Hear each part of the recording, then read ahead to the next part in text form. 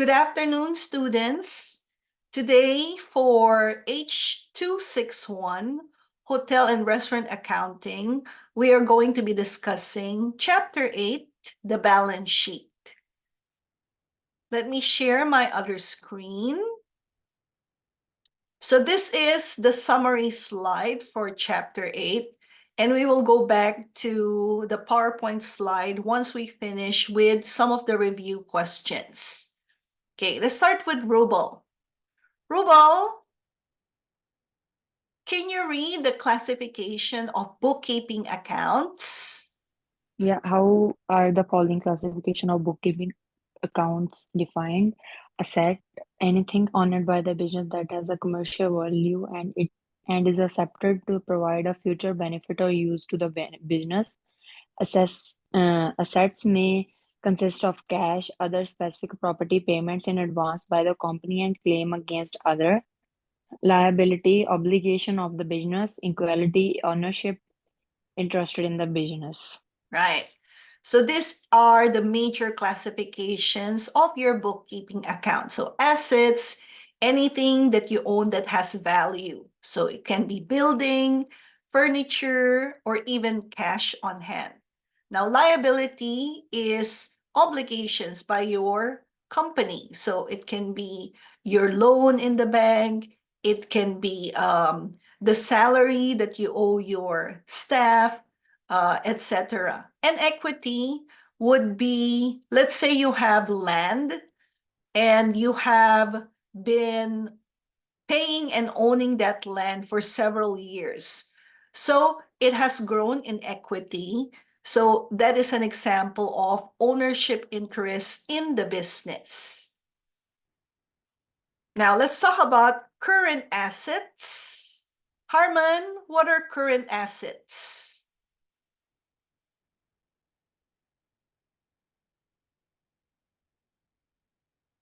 Harman, are you there? Okay, so let me read it. Current assets would refer to cash and assets readily convertible into cash.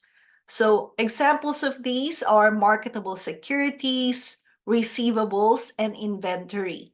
Prepaid expenses are also included as current asset because their expenditure replaces a future short-term cash demand.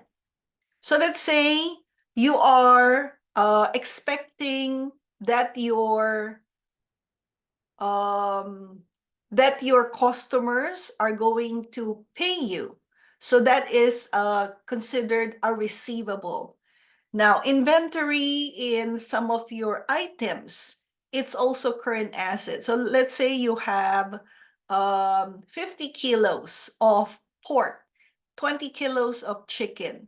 That's also considered inventory. So that is part of your current asset. Now, for property and equipment, so these are tangible assets.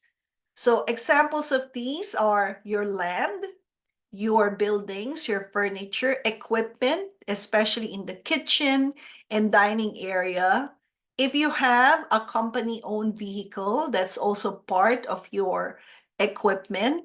And then you have chinaware, glassware, silverware, linen, and uniforms. So property and equipment are also referred as fixed asset. So these are tangible. Now, it has to be named after the business. It cannot be named after the owner unless it is a sole proprietorship. So sole proprietorship, it's the owner who solely owns the business. But if it's a partnership or it is a corporation, then the property and equipment should be under the name of the owners. So there are other assets that we can include. So these are non-concurrent assets and they are intangible. So examples of these would be purchase goodwill, pre-opening costs, purchase franchise right, purchase trade name, and security deposits. So let's say you pay rent in your restaurant and you pay for security deposit. So that is part of your other assets. Now, if you are running a franchise business, so you bought the right to run that business. So you have franchise ownership of the brand, the logo, and the name. So that is also under other assets. So there are also current liabilities. Another word for liability would be obligation. So this would be obligation that your business needs to pay or needs to settle within the year, within the next 12 months. So it can be mortgage, it can be rent, and it can be other liabilities. So the last type of category is investments. So it can be investment in the stock market, it can be investment in other businesses, it can be businesses in short-term investment or long-term investments. Okay, next, let's define different types of current assets. Harman, are you still there? Okay. Maybe I'll ask Rubel to read again. Number 3, Rubel. Yeah. What are the definitions of the following current asset accounts? Cash, cash on hand, demand deposit, checking accounts, saving accounts, and certificates of deposit. Cash is the current asset account. Cash is secured for payment of obligation or for any reason restricted from current use by businesses shown as the non-current asset under investment.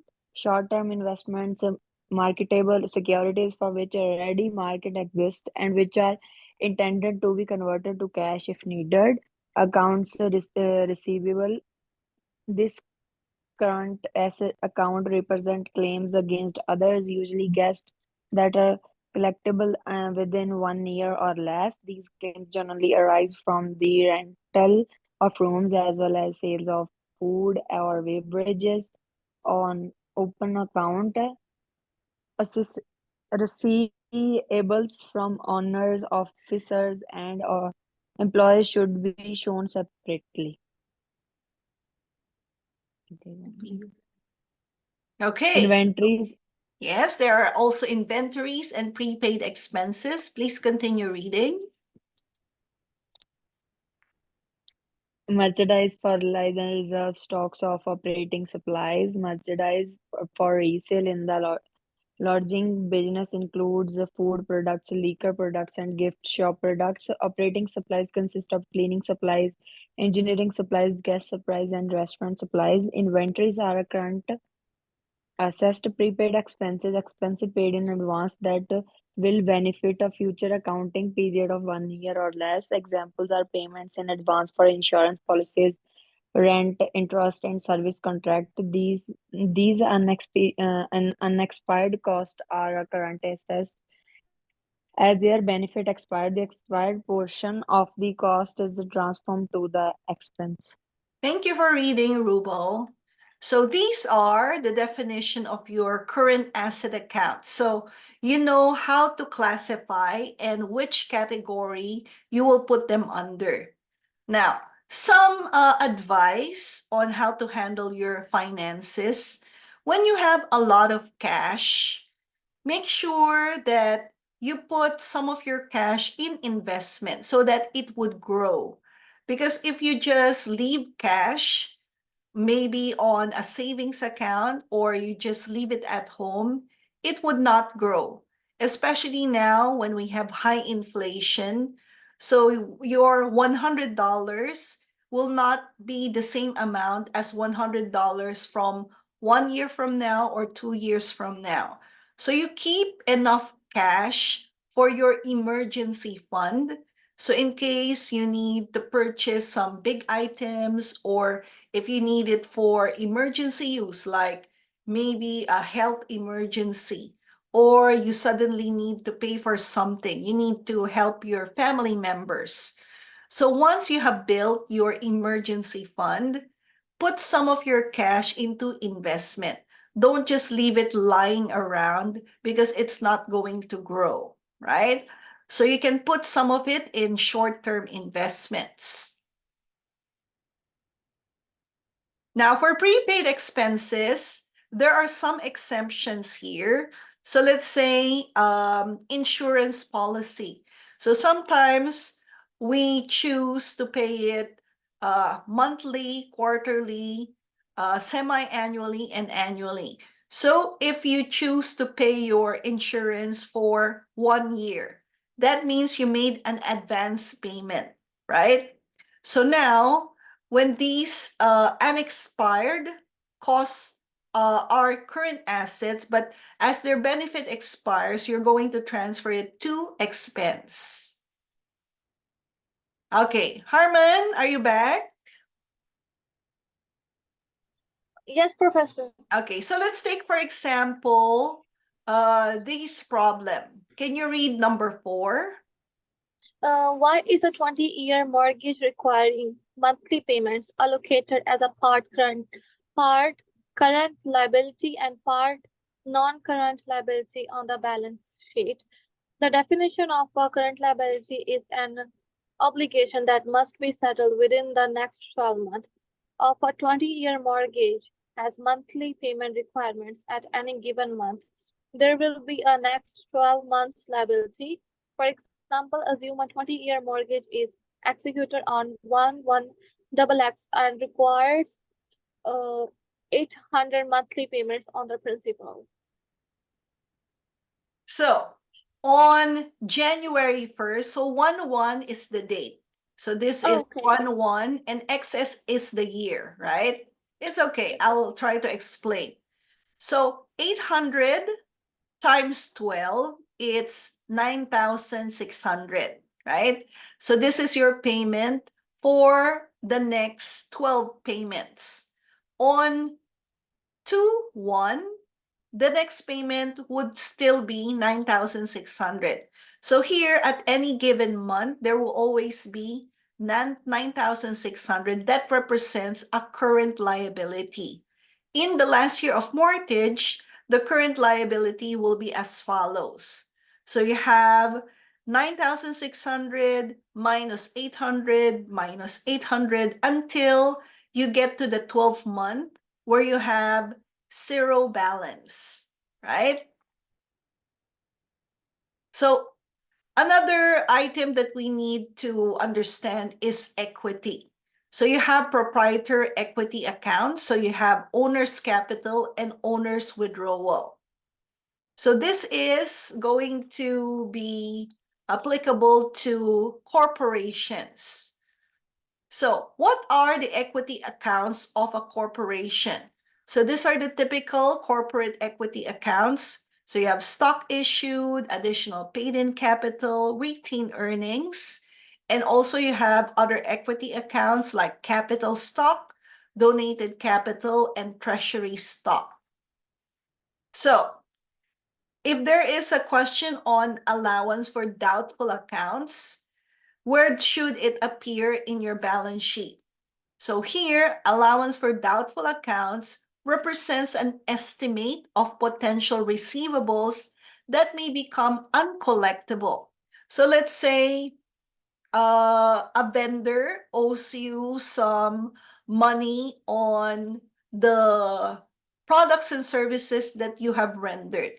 However, maybe one of the owners left for abroad, or maybe the owners died.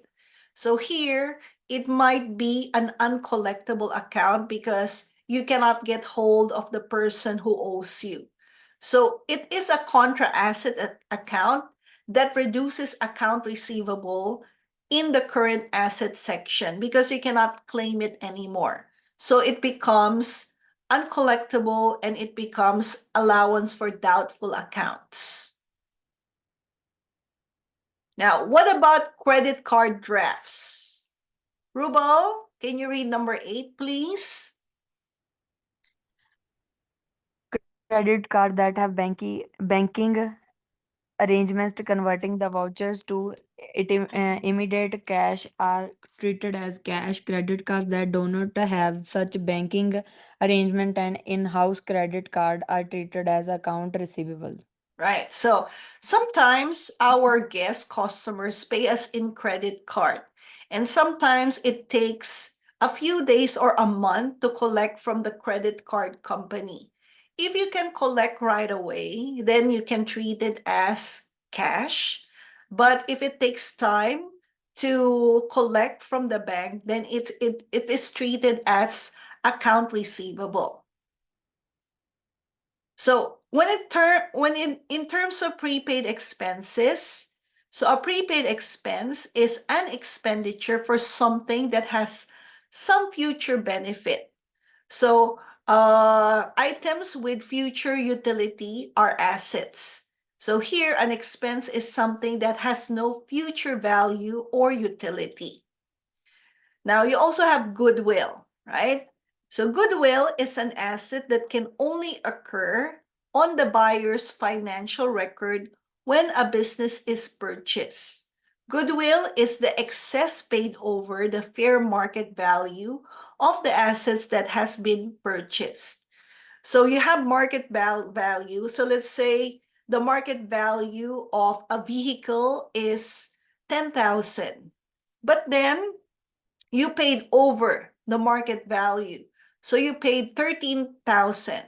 So here you have an overpayment of the market value. So the value of the assets that you have purchased will be under goodwill.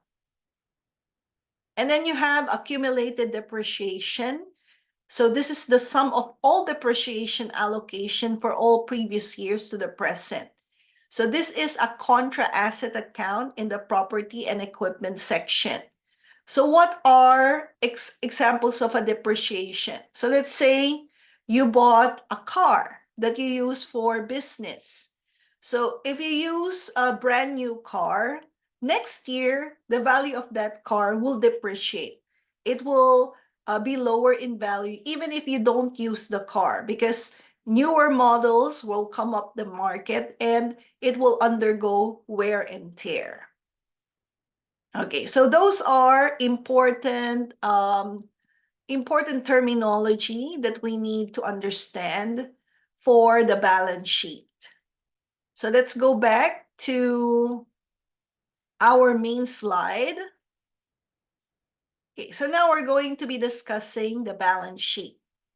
What is the purpose of the balance sheet? Harmon?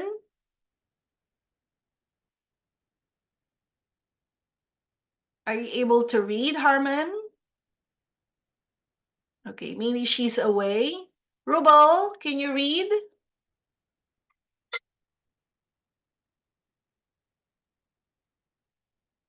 Purpose of the balance sheet, Rubal Preet?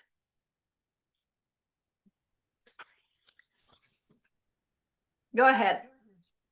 The balance sheet reveals the financial health of a company instead of looking at where a company has been. And the financial data on the balance sheet reports on the present status of a company. This status can give an indication of inherent future difficulties for the company to operate as a going concern. Right. Thank you, Rubal. So you have your financial statements, and one of the financial statements that you can take a look at if the company is doing well, earning a profit, or is losing money, you can take a look at the balance sheet, because these are current data that can give you the current state or status of the business. So there are different types of balance sheet accounts. So you have assets, liabilities, and equity. So previously, we have defined what is an asset, what is a liability, and what is an equity. So there are two formats that you can use for this. You can have an account format where you have two columns. So you have liabilities and equity, liabilities on the left and equity on the right. Now, a formal report has three sections. So you have assets on top, and then followed by liability, and finally equity section. So instead of columns, there are 3 rows. So you have assets, liabilities, and equity. So you can have conventions for your balance sheet, and you have different asset classification. So we have defined the difference between a current and a non-current asset. Harmon, are you able to read this slide, please? Sure, Professor. Uh, Current assets consists of cash or assets convertible to cash within 12 months of the balance sheet date. Among the major categories are the following, listed in the order of liquidity: cash, short-term investments, accounts receivable, inventories, prepaid expenses. Right. So this would be your current assets that are liquid. You can easily convert it into cash, right? You can use it for the operation of your business. So you have the definition of cash or short-term investment. So we all know what is cash. So it can be the currency, the bills, and the coins that we use. You have your Canadian dollar and other types of currency. And you also have short-term investment. So like I mentioned, if you have a lot of cash, don't hold on to your cash because it's going to depreciate in value because of inflation. Instead, you can put it in investments. So you can put it in the stock market, or you can put it in other types of investments. So you can have marketable securities like stocks and bonds. And so this would be, you can easily convert this into cash, or you can withdraw from your investment. So you have to talk to your financial advisor, or you can go to your local bank to get financial advice on how to put your money into different investments. So there are also accounts receivables and inventory. So we'll skip this because we already discussed this previously. And you have your prepaid expenses. Like mentioned, if you paid your insurance in advance, so this can be considered as a current asset. Now let's talk about non-current assets. Rubal, what are non-current assets? Non-current assets are not to be converted to cash within 12 months of the balance sheet data. The 5 major categories are non-current receivables, investment, property and equipment, other research, startup costs, expended, Expensed. expense. Right. So with current assets, you can easily convert it into liquid cash within a year. You can easily sell it and convert it into cash. With non-current asset, it would take time, right? So some investments, it is locked in time. So let's say you invested on a bond that will mature in 3 years or 5 years. So which means this type of investments are not liquid. So securities are not short-term investment. So you need time to get to reach its maturity, and you can claim income from your investment. So some investment are held into restricted cash account, so which means you cannot withdraw it. Otherwise, you are going to incur some penalty. And of course, you have property and equipment. So let's say you buy some furniture and fixture for your restaurant. And if you need cash, you cannot easily sell your equipment because you use it in your operation. And it's going to be lowered in value because of depreciation and wear and tear. So these are intangible assets that are long-lived but do not really have any physical substance. So their ownership conveys certain rights and privileges to their owners. Now, for startup cost expense, we use the uniform system of accounts for the lodging industry because this is the standard that is being used in the industry that is designed for accommodation businesses. So for hotels and hotels that has restaurants and other food and beverage outlets. Now with current liability, you have different types of accounts. So you have accounts payable, sales tax, expenses, deposits, income tax payable, and maturity of long-term debt. So I have uploaded your review. So if you go to LMS and go under documents, so you have your course description, and then you have your slides. So if you click this, Rubal and Harmon, this would be your reviewer for your midterm and final exams. So this would contain all of the terminologies and definitions of the different accounting terms that we use.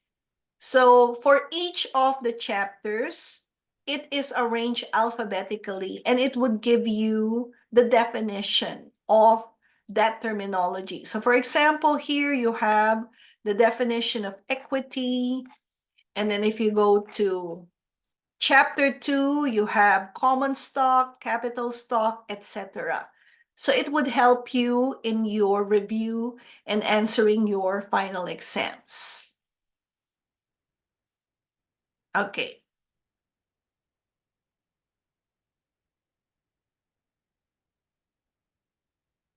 So let's go back to the main slide. Okay, so let's talk about long-term liability accounts. So long-term liability accounts can consist of notes payable, mortgage payable, and bonds payable. So these are hybrid liabilities, and because part of the liability can constitute a current liability, the remainder are long-term liability. So let's say, for example, your mortgage payable. So let's say you pay your mortgage 4,500 a month, and you are on a 30-year mortgage. So which means that you need to pay the bank, depending on the interest rate, 4,500 every month for the next 30 years. So part of this will go into paying the interest, and part of it will go into the capital. So these are long-term liabilities that you need to settle. Otherwise, it's going to incur a lot of interest that you have to pay. If you don't pay it, then you will be in, what do you call this? They might take the asset away if you do not settle your liabilities, right? So with bonds, these are long-term liability. And people are attracted to bonds because it is low risk, but you are assured of your profit. So bonds can have different types. It can be term, it can be a serial bond, it can be secured, unsecured, registered, convertible, and callable bond. So these bonds are normally issued by the government. And since the government is seen as a stable investment, so a lot of conservative investors will buy bond investment.